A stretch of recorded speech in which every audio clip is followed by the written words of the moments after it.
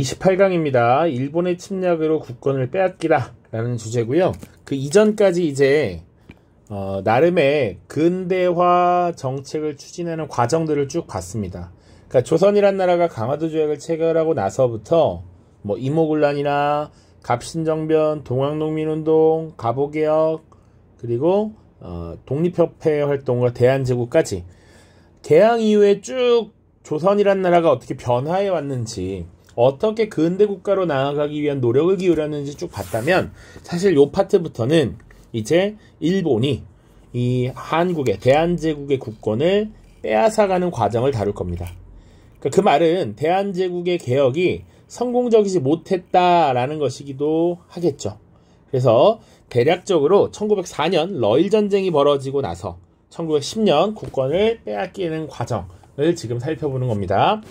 첫 번째, 그래서 일제의 국권 피탈이 본격적으로 시작된 건 언제냐라고 하면 러일전쟁의 시작부터 봅니다.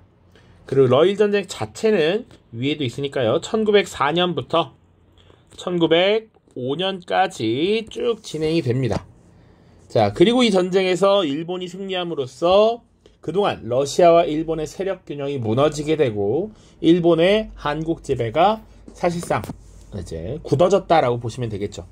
그 과정을 먼저 보는 겁니다. 첫 번째, 순서대로 이렇게 쭉 나와 있습니다. 제1차 영일동맹이라고 하는 것부터 보시죠. 우리 1895년 청일전쟁으로 일본이 시모노세키 조약을 체결했었다라는 거 다뤘고요. 그리고 일본이 랴오둥반도를 가져가려고 했었는데 당시 러시아의 주도로 삼국 간섭이라고 하는 것이 발생했습니다. 이때 일본이 러시아에 굴복했고요. 그 이후에 이제 러시아와 일본의 세력 균형이 어느 정도 이루어졌는데 사실상 아관파천 이후에 러시아의 영향력이 좀 더 강했을 수 있죠. 충분히. 그래서 이 러시아가 더욱더 성장하고 커지는 걸 견제하기 위해서 당시 이 일본과 저 유럽에서 러시아와 경쟁을 벌이던 영국이 동맹관계를 체결합니다. 유럽에서는 영국이, 아시아 지역에서는 일본이 러시아를 함께 막자라고 하는 서로의 니즈가 충족이 됐던 것이죠. 자, 그 이후에 이제 영국이라고 하는 든든한 아군을 얻은, 동맹국을 얻은 일본은 1904년 2월 러일전쟁을 일으키게 됩니다. 자, 일본이 당시 제물포와 리순항에 있었던 러시아 함대를 기습 공격함으로써 전쟁을 시작했고요. 전쟁을 일으킨 직후에 한일의정서라고 하는 것을 강제로 체결하도록 합니다. 조선을 압박해요. 한국을 압박합니다.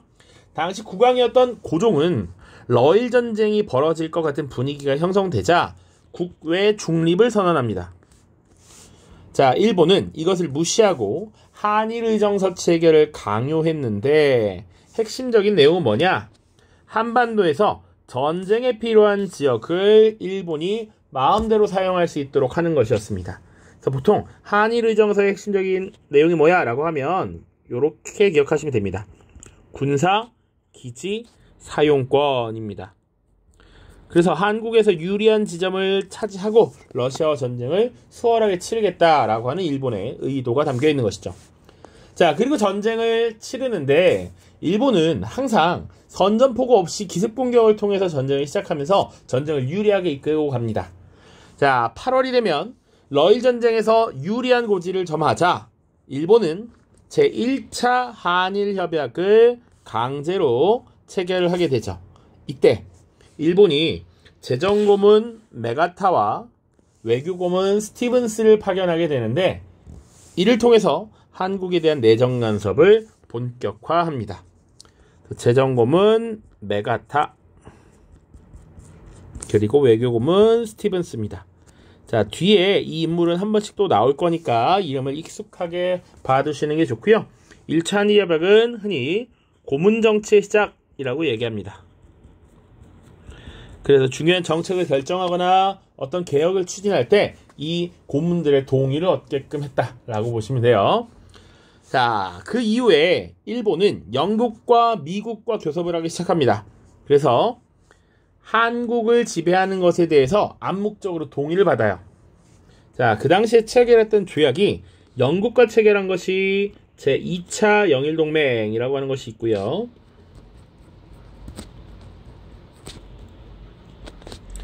자, 미국은 일본과 가스라 테프트 밀약 비밀협약이라고 하는 것을 체결합니다.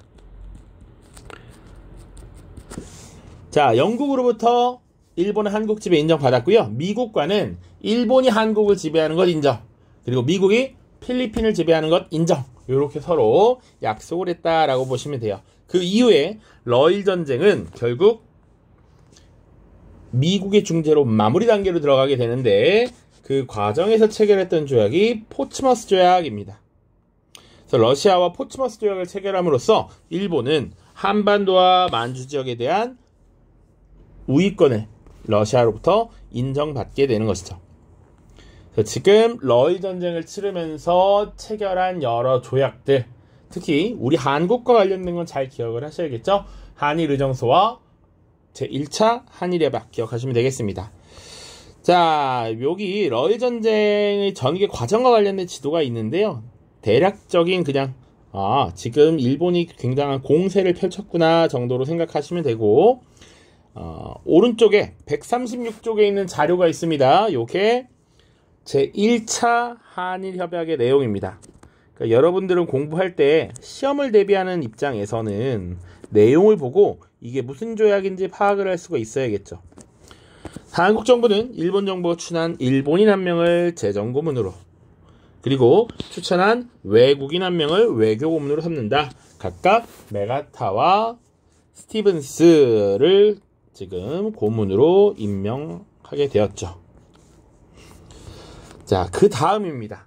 이제 러시아를 상대로 전쟁에서 승리한 일본이 한국을 본격적으로 보호국으로 삼게 됩니다. 그 결정적 조약이 을사늑약 혹은 제2차 한일협약이라고도 부릅니다.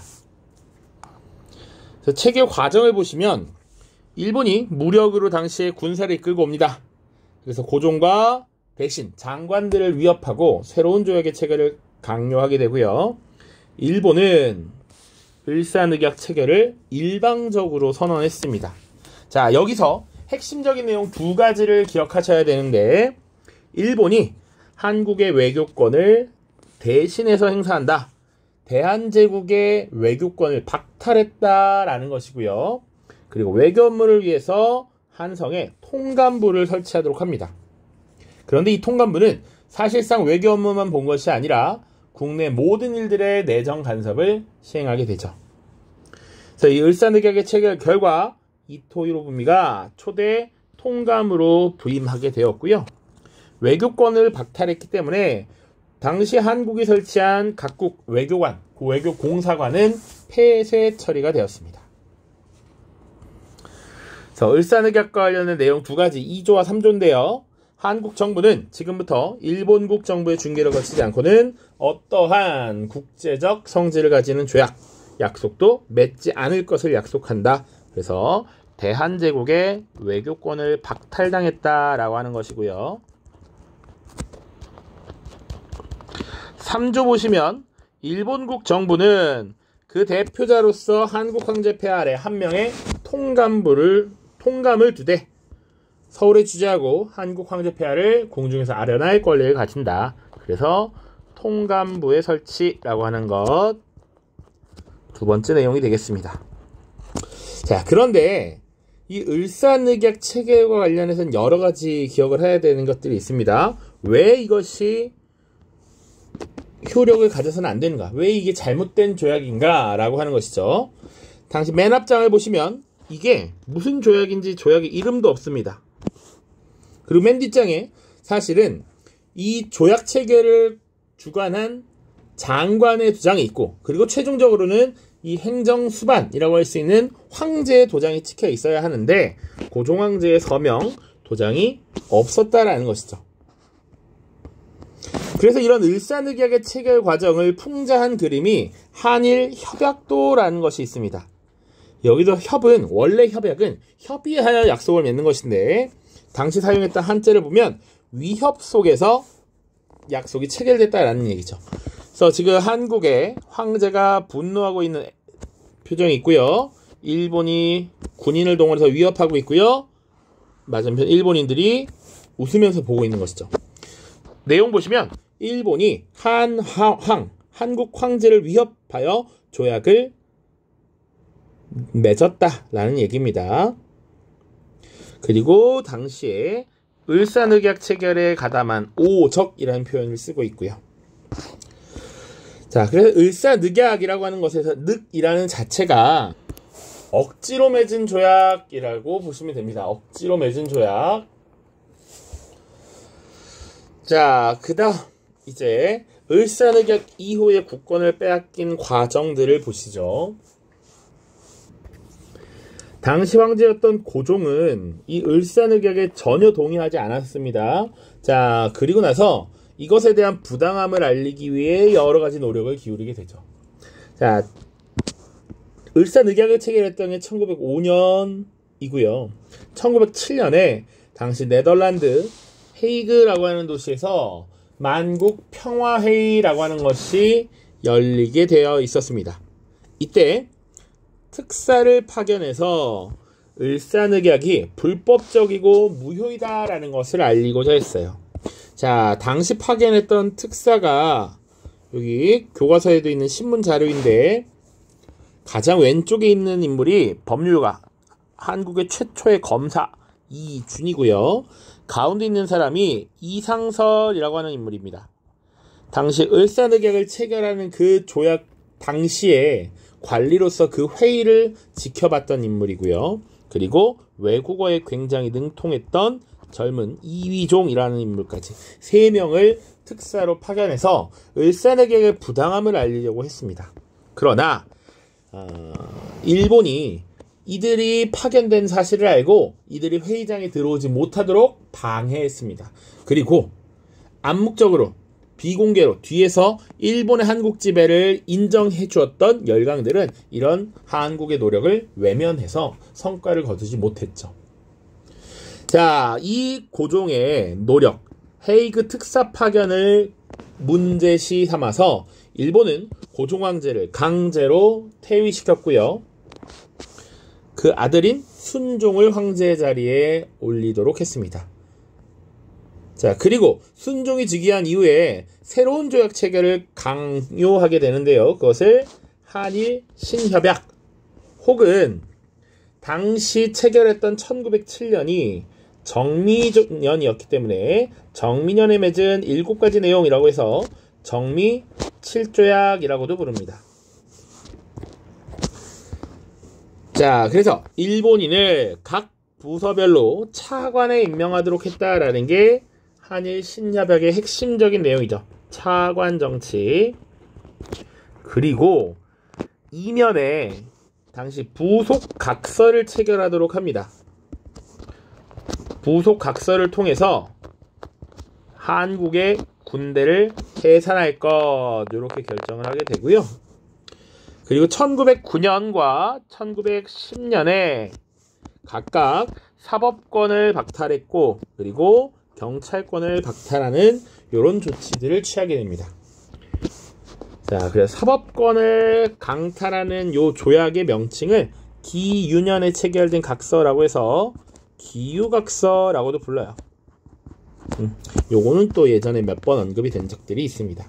그래서 한일 신협약 체결 이후에 부속각서에 따라 군대를 해산했고 그리고 1909년 사법권을 박탈했고 1910년 6월에는 경찰권을 박탈했고요. 그리고 그해 8월 당시 일본은 친일단체가 우리 한국을 합병해주세요 라는 청원서를 내도록 해서 여론을 만들고 8월 22일 이 한국병합조약을 강제로 체결합니다. 그래서 이것이 일주일 뒤에 발효가 되는데 1910년 8월 29일부터 이 대한제국은 일본의 식민지가 되었고요. 그리고 이때부터 대한제국이라고 부르지 않고 일본의 한 지역으로서 조선이라고 다시 부르게 됐고 그리고 이 조선 지역을 통치하기 위한 조선 총독부라고 하는 것을 설치하죠. 이 총독부는 기존의 통감부를 확대 개편한 것이었습니다. 자, 그래서 지금 을사늑약 이후에 국권을 빼앗기는 과정까지 쭉 봤습니다. 두 가지만 보죠. 이거 교과서 137쪽에 있는 한일 신협약과 관련해서 내가 자료를 일부러 지도서에 있는 걸 갖고 왔습니다. 한번 보자고. 제1조에 한국 정부는 시정 개선, 정치 운영 과정에서 통감의 지도를 받을 것, 그리고 법을 제정하고 중요한 행정상의 처분을 하는 건 통감의 승인을 얻을 것, 사법사무는 보통행정사무와 구분할 것, 그리고 요 5조가 핵심적인 내용입니다. 물론 4조도. 고등관리의 임명은 통감의 동의를 얻을 것. 5조. 통감이 추천하는 일본인을 한국관리에 임명할 것. 요것이 지금 차관을 임명하도록 한 것을 의미합니다. 자, 그리고 이에 따른 부속각서에 군대를 해산하도록 했다.